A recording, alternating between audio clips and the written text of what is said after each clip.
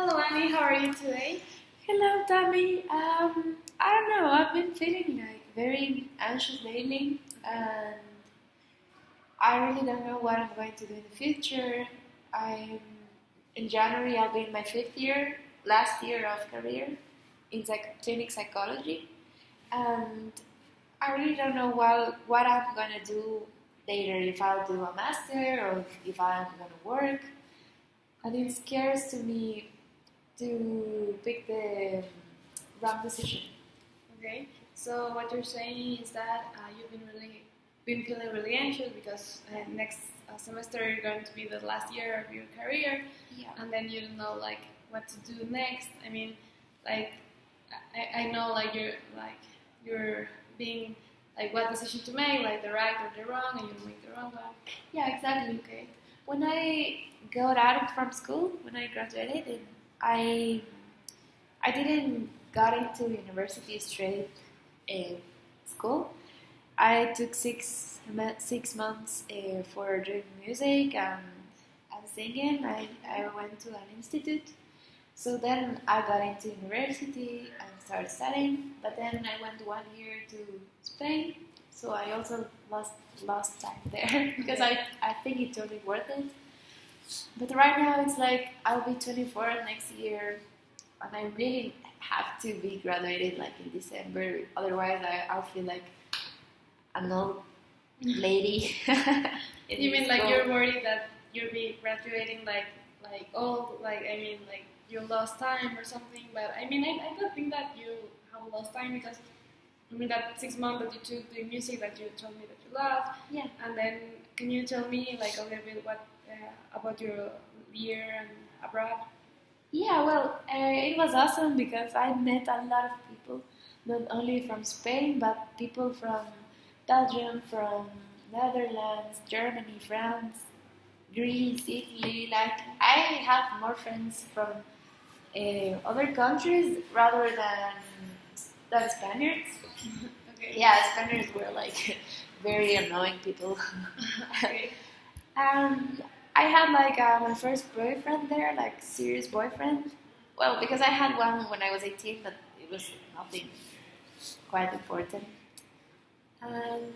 Yeah, I think I grew up a lot, and since I have like a big family, living there by myself was like a whole new change for me. But And why did you go like to study or? I went to study, yeah. I went to study psychology as well. Okay. And yeah.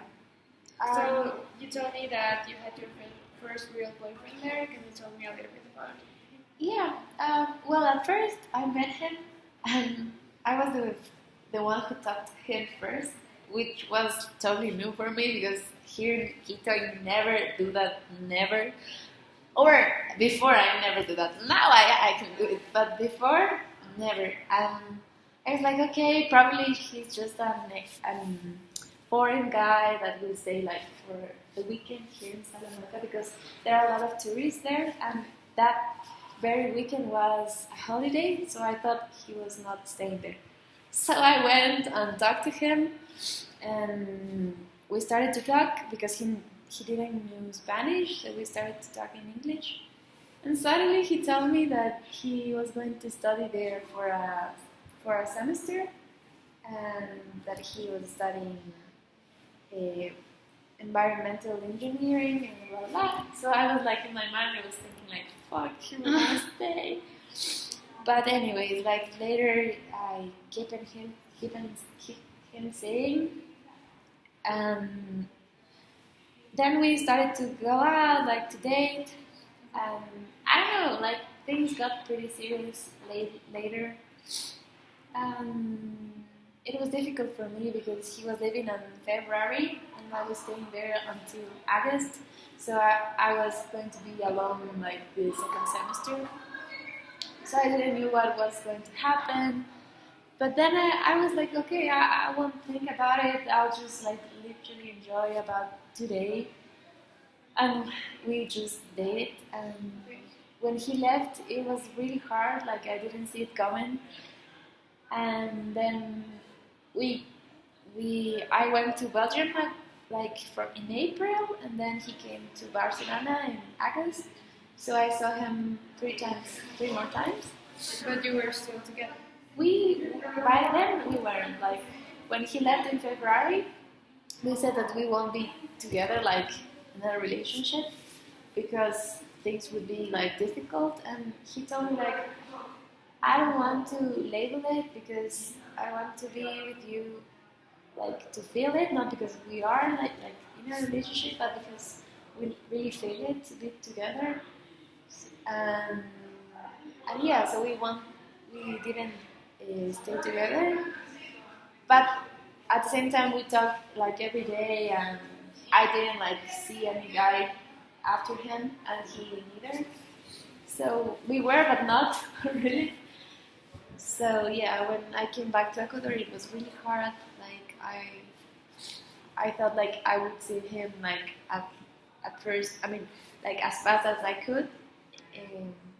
For example, I thought about going to Europe last December or this summer, but you know things change, and it's like now we're good friends, but we have lost touch. So. Okay. So let me see if I understand it. You met him like when you were in Salamanca, Yeah. and it was like this whole new experience for you because like you approached to him first, and that Yes. is not usual to you. Mhm. Okay, but it seems that you really like grew up with him and like Yeah. to be more mature and know about relationship and stuff. Yeah, exactly. Okay, and I mean, are you seeing other person right now or?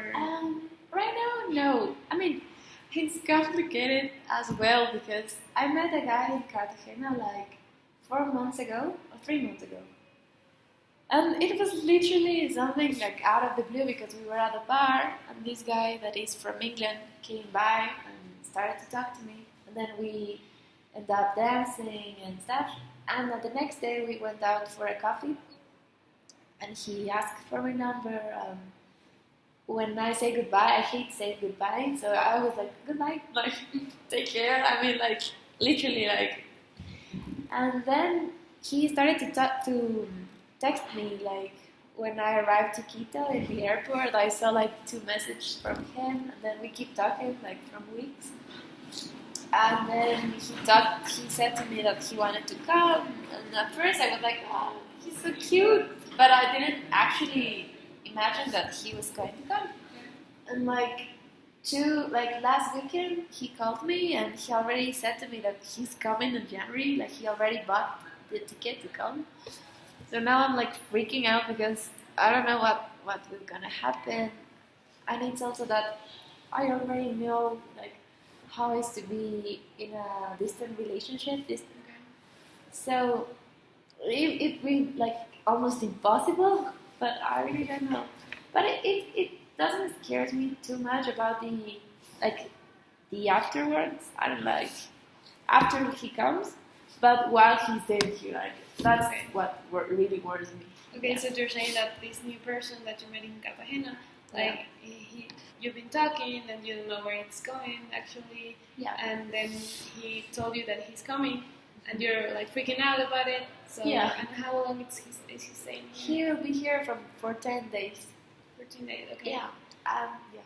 And at first he was going to stay at my home, but then later, like I don't know, he realized that it would be like a little bit awkward for all my family because I live with my parents and my brothers and sister. We're like a big family. So then he proposed to come and go to an Airbnb Okay. close to my house. Let's see like what happens. But he's coming like for you because of you. Yeah. Okay. And I mean Pretty much. that's what's freaking out because you don't know like what will happen when he's Yeah. here. Yeah, exactly. And are you considering like a possible long distance relationship or no?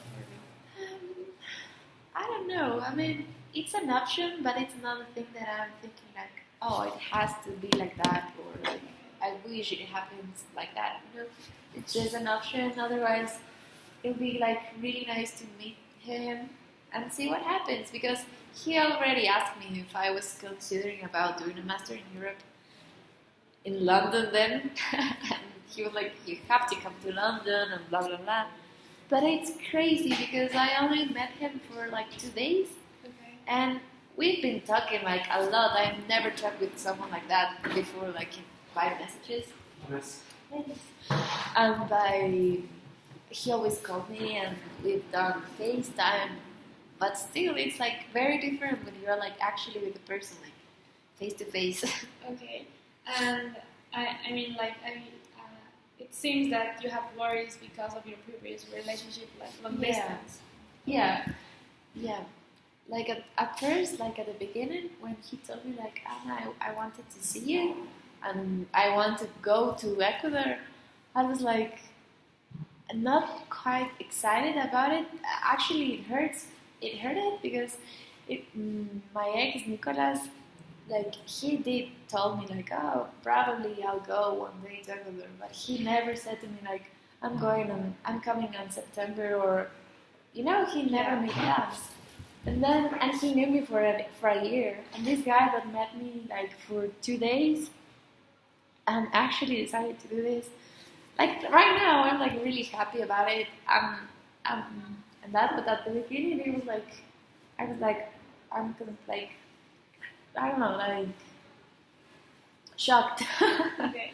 Could it be like, like I mean, like this guy that you said you met like a year, and he proposed to come here visit you, but he never actually do it, and then this guy like you barely know that made those changes in his life to come to see you. Yeah, exactly. And it's like, I can imagine, like I don't know, like maybe it hurt because like maybe like inside of you mean that you didn't mean like that much to him to come, and this other guy, yes. I mean, I don't know if I didn't mean too much to him, because I do know that I was like very important, like special person to Nicolas as well. But I think that he's quite aseptic. Like he knows that even though he will come here, like later we will be separated again, and he wants to stay in Belgium and work there after he do his master. So I think it's that, but not because of the idea that we were together, he didn't come, but what brings like all the consequences after it. Okay, I can imagine. But it's hard because at the same time it's like it's worth it. I mean, it's really worth it to come, and doesn't matter what happens later. I mean, that's what Luke is England, British guy, sorry, but what he's doing. So I don't know. But right now, I just have to chill. Yeah, I mean, I can see that. I mean, like, I don't know, like, I think that at the age you're all in, it's not just about hanging out. It's just like, I mean, like seeing the future, and if your future doesn't match, it's just like a waste of time. But it doesn't actually is a waste of time. Exactly. I mean, you have all the good moments and stuff, and and I mean, yes, I think that, I mean, like you have this anxiety and worry because of like what happened afterwards, or what happened when he's here, but he's never here yet. So like you're worrying because like nonsense. Without a proper reason. And what do your family think about it? Actually, my dad hasn't said anything to me, like not even a word. He's like, when I was talking to him, while I'm talking with Luke, he always gets into my room and he's like, stop it, like, shut, like, hang out, But he never actually say anything to me. But my mom, at first, she was like, "You're crazy. Like, how can you keep talking with him if you all met him like for 2 days?" But then he was like, he realized that he's like serious about it. Like, he keeps talking to me and calling and stuff. And when I told her that he will come, she was like, at first she was very surprised, but then she's quite okay. I mean, I have her support, and he trusts me. And your brothers? And my brothers, well, the older one, he's like, do it, go for it. Like, don't think about the consequences later because it's hard to predict it. Mm-hmm. Just enjoy the fact that he's coming and that you met him.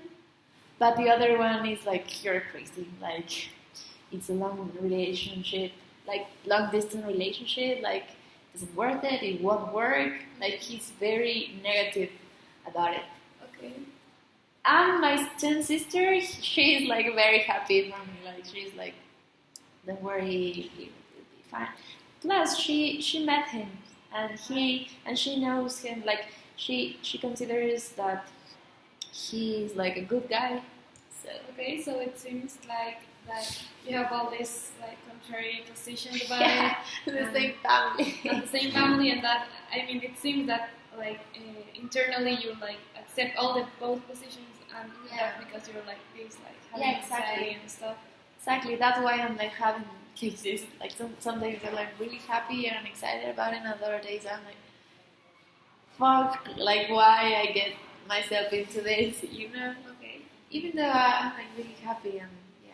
but you talk to him every day and stuff. Yeah, we talk like every day, and of course there are days that we talk just one message or stuff, but we call like every week.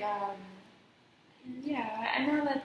I mean, I've told him a lot about my life already, and he also have. So Okay. it's not like, yeah, And I mean, yeah, I mean, it's a big decision, like for him to come and to actually do it, like not only say it. yeah. And do you?